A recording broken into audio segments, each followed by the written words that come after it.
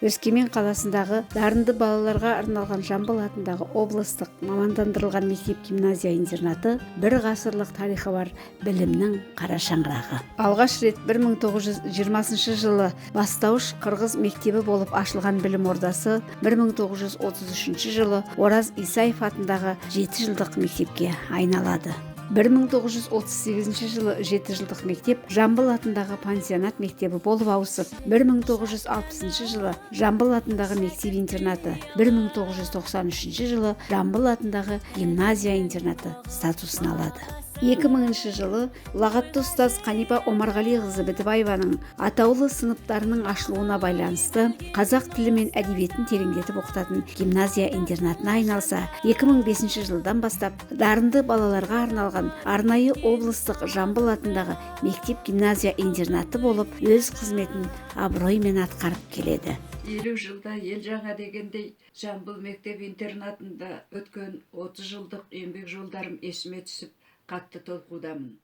1972 жылы Жамбыл мектеп-интернатына жұмысқа орналастым. 10 жыл бойы тәрбиеші болдым. 10 жылдан кейін орыс тілі және әдебиет мұғаліміндігіне ауыстым. Білікті маман болған аяулы ардагер ұстаздар өз естеліктерінде Байдильдинов Валиахмет Нұрахметұлы басқарған ұжымдағы табысты жылдарын сағынышпен еске алады. Қазақ ССР-ның еңбек сіңірген мұғалімі Жаманбаев Құсайын Қуанышұлынан, ұстаздардың ұстазы болған Ақаш Намазбайұлынан, Рахым Нұғыманұлы, Гүзира Құсайынқызы, Күлтай Молдағалиқызы сынды тәлімгерлерден алған өнегелері ерекше. Бейсенғалиева Орынғаным, Мұқанқызы Қайынжамал, Намазбаева Роза, Тілебалдинов Тоқан Игісінұлы, Жанбаев Аябек Әбенұлы, Төреқұлова Гүлдана Төреқұлқызы, Нұрғалиева Рахима, Жиембеков Иса Қожабайұлы, Әміренов Ғадылғұмар Әміреұлы, Бейсенбаева Шолпан Әзімбайқызы, Тілебалдинова Гүлзия Ботажанқызы, Ноғаева Тамара Сүлейменқызы, Сералинова Айтжамал Әмірбайқызы, Малдыбаева Бибатия Салихқызы, Бағдат Мұхамедиқызы сынды ұстаздардың нағыз өз ісінің шебері болған асыл жандар екендігін ұрпаққа айтудан еш жалықпайды.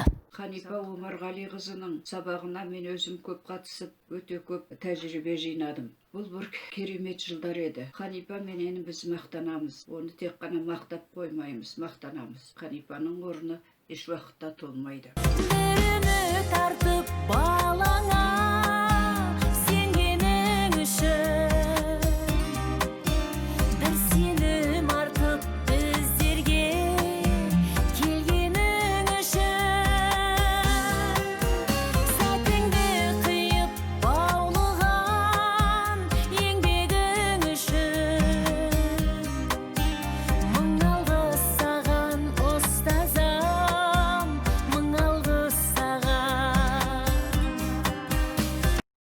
Қасиетті қара шаңырақта еңбек еткен ардагер ұстаздар мен сол мектептен түлеп шыққан түлектердің есімдері бүгінде ел мақтанышына айналды. Мен Жамбыл атындағы мектеп-гимназия интернатында 1985-87 оқу жылдарында оқыдым. Құрылу тарихы сонау тереңдерде жатқан байырғы білім ордаларының шәкірті екенімізді мақтан тұтушы едік. Осы мектепте атақты Бітібаева Қанипа Омарғалиқызынан, тағы да басқа көптеген аяулы ұстаздарымыздан білім алдық. Оқуды бітіріп кеткеннен кейін де мектебімізден қол үзбедім. Сәрсен Аманжолов атындағы Шығыс Қазақстан мемлекеттік университетінде қызмет атқара жүріп, мектеп ұжымымен үздіксіз ғылыми шығармашылық байланыста болдық. Қанипа апайымыздың халықаралық, республикалық деңгейлерде өткен олимпиадаларында қазылар алқасы құрамында жұмыс істедік. Осы мектепте 2009-2016 жылдар аралығында менің әкем Болатов Қапантайда физикадан сабақ берді. Мен Картаева Айжан Маратбекқызы 100 жылдық тарихы бар Жамбыл атындағы мектеп-интернатының 1992 жылғы түлегі боламын. Алғаш 1985 жылы 4-ші сыныпқа осы мектепке мен келген едім. Сол кезде Өскемен қаласында қазақ мектептері екеу-ақ болатын. Біреуі осы Жамбыл мектебі, екіншісі Ленин интернаты болатын. Таңертең сабақ басталады. Осы жерде біз далаға жаттығуға шығамыз. Мектеп интернатының өзінің күн тәртібі бойынша қаншама балалар бір үйдің баласындай оқып, білім алып, тәрбие алып, үнемі үлкен жетістіктерге шықтық. Бұл мектептің берері бізге көп болды. Менің өмірімде ерекше зор үлес атқарады. Осы мамандықты таңдауыма және осындай дәрежеге жетуіме ұстазым Қанипа Омарғалиқызының үлкен еңбегі зор деп айтқым келеді. Жамбыл мектебінде білім алып, тәрбиелендім.